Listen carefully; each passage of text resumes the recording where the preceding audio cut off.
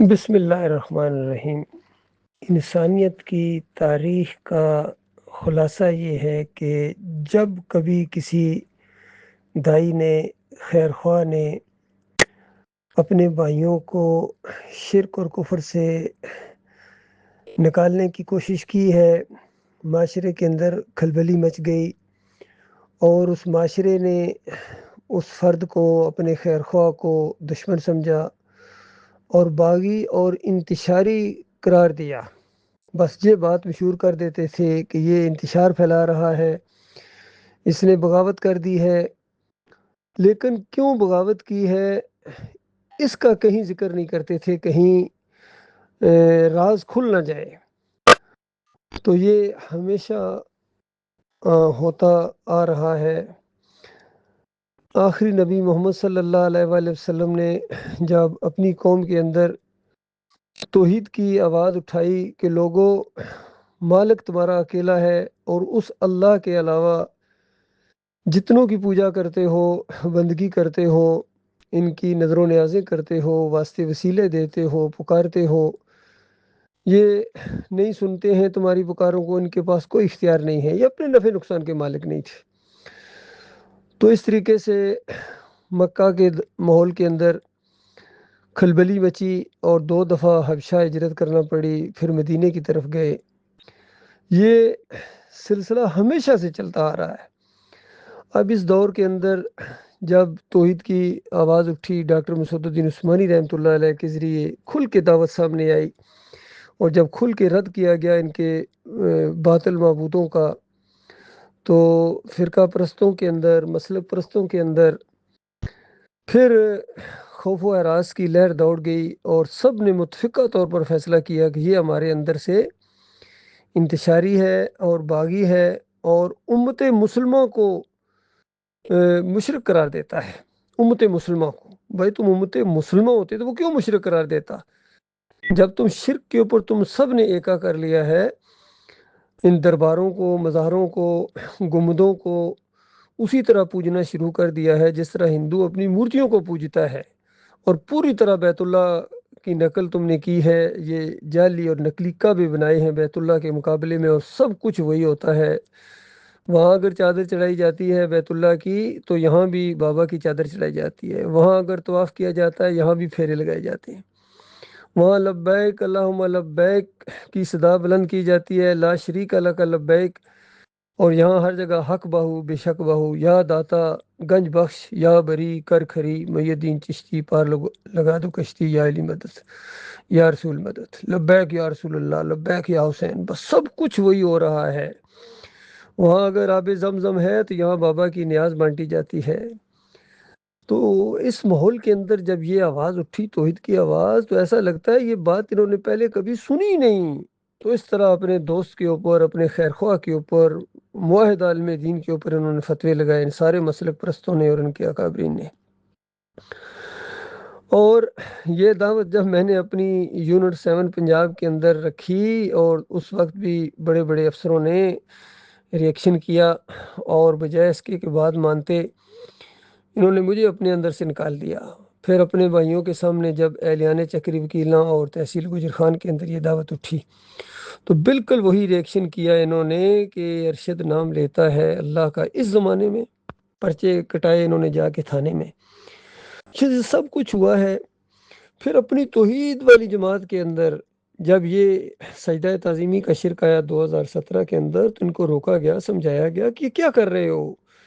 یہ ایمان کی بنیاد کے اوپر اٹھنے والی جماعت سجدہ تعظیمی کہے کہ ایک نبی نے دوسرے نبی کو سجدہ کیا، اور پھر یہ امیر صاحب یہ کہنا شروع ہو گئے کہ اللہ تعالیٰ نے اپنی صفت عیسیٰ علیہ السلام کو دے دی، وہ دے سکتا ہے تو یہ نہیں کر سکتا ہے۔ جب سمجھایا گیا کہ کیا ہو گیا سر پھرے، یہ تو ایک اور شرک تم نے کر ڈالا۔ کہتے ہیں اللہ تعالیٰ جب چاہے جس کو چاہے اپنی صفت دے دے۔ اس طرح انہوں نے اپنے شرک کے اندر اور اضافہ کیا، ایمان کی طرف آنے سے انکار کر دیا، اور انہوں نے پرچے نکالے کہ ارشد باغی ہو گیا ہے، انتشاری ہو گیا ہے، جماعت کے اوپر تنقید کرتا ہے۔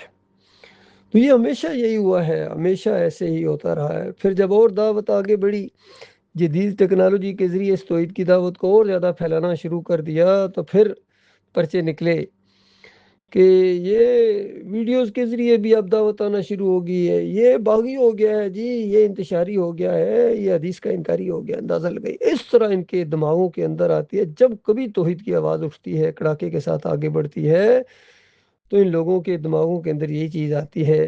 ہر دور کے لوگوں نے یہی معاملہ کیا ہے، تنقید کی ہے انہوں نے کہ باغی ہو گیا ہے۔ اب کیوں باغی ہوا ہے یہ کوئی کہیں ذکر نہیں ہے، کہ یہ کہتا ہے کہ یہ سجدہ اللہ کو ہے، اللہ سجدے کے لائق ہے، اور سارے انبیاء نے اللہ کو سجدے کیے تھے، رکوع کیے تھے، تکریم کے طور پر بال برابر کسی اور کے سامنے جھکنا یہ شرک کی بات ہے۔ اور یہ کہتے ہیں کہ اللہ نے ایسی تکریم کی یوسف علیہ السلام کی کہ پورا خاندان سجدہ ریز ہو گیا۔ دعوت القرآن جلد دوم کے اندر صفحہ 1175 کے اوپر محمد حنیف نے یہ شرک جماعت کے اندر داخل کر دیا، اور اکثریت نے سر جھکا کے اس کو مانا ہے اللہ کے مقابلے میں، قرآن کے مقابلے میں انہوں نے یہ عقیدہ اختیار کیا ہے، گڑا ہے۔ مسلک پرستوں کے عقیدے کو انہوں نے لیا ہے اور موحد عالم دین کو چھوڑ دیا۔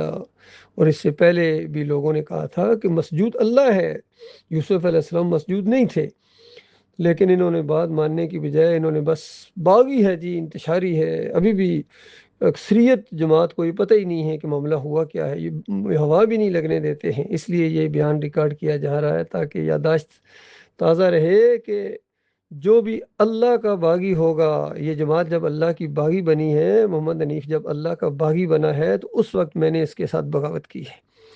اور جو بھی اللہ کی توحید کو روکنے کی کوشش کرے گا، اس کے اندر رکاوٹ ڈالنے کی کوشش کرے گا، اس کے اندر روڑے اٹکائے گا، تو اس سے بغاوت کی جائے گی۔ اب باغی کہو، انتشاری کہو، جو مرضی کہو، میرا معاملہ تو صرف اللہ اور اللہ کے رسول صلی اللہ علیہ وآلہ وسلم کے ساتھ ہے۔ ایمان عقیدہ جب تک اللہ کی کتاب کے مطابق نہیں بناؤ گے اور نبی علیہ السلام کا طریقہ اختیار نہیں کرو گے، میرا تم سے کوئی تعلق نہیں ہے، بالکل کھلا باغی ہوں، ایسے سارے باغیوں کا جنہوں نے اپنے مالک کے ساتھ بغاوت کی ہے۔ تو یہ معاملہ ہے اللہ کے بندو، غور کرو۔ جب بھی یہ کہیں بھائی یہ ارشد نے جماعت کو چھوڑ دیا یا ارشد کو جماعت سے نکال دیا گیا، تو ان سے پوچھو کیوں؟ یہ کیوں جب تک نہیں پوچھو گے تمہیں کچھ سمجھ نہیں آئے گا، اور پھر یہ پوری بات آپ کے سامنے آ جائے اور توحید کی طرف واپس پلٹو۔ اللہ کے بندو ایمان خالص کو پھیلاؤ۔ یہ جدید میڈیا کا دور ہے آج کل، یہ دو بٹن دباؤ تو پوری دنیا میں بات چلی جاتی ہے۔ اسی وجہ سے یہ پریشان تھے شروع میں کہ سوشل میڈیا کا استعمال نہ کرو، ارشد کو نہ سننا، بالکل بلاک کر دو اور جواب بھی نہ دو اس کو۔ لیکن اس سے کیا ہوتا ہے؟ مالک جس بات کو آگے بڑھانا چاہے اس کو تم کیسے روکو گے؟ مالک جس کو عزت دینا چاہے اس کو تم کیسے چھینو گے؟ حسد کی وجہ سے، بغض کی وجہ سے اگر تم روڑے اٹکاؤ گے تو اس کے بعد اللہ کے پاس جاؤ گے، جب مالک کے پاس جاؤ گے پھر تمہیں پتہ چلے گا تم کیا لے کر آئے ہو۔ اللہ تعالیٰ ان کے شر سے، ان کے فتنوں سے اللہ تعالیٰ اپنی پناہ میں رکھے ہمارے ساتھیوں کو، اور مخلص اور باصلاحیت لوگ آگے آئیں اس دعوت کو آگے بڑھانے کے لیے، توحید خالص کو، رد شرک کو، طاغوت کی نشاندہی کرنے کی۔ جو بھی طاغوت ہو، کسی پر چوٹ لگے، کوئی ناراض ہو، یہ کلیہ ہاتھ میں آ گیا ہے، اور صرف یہ فکر ہمیشہ رہنی چاہیے کہ ہمارا مالک کہیں ہم سے ناراض نہ ہو جائے۔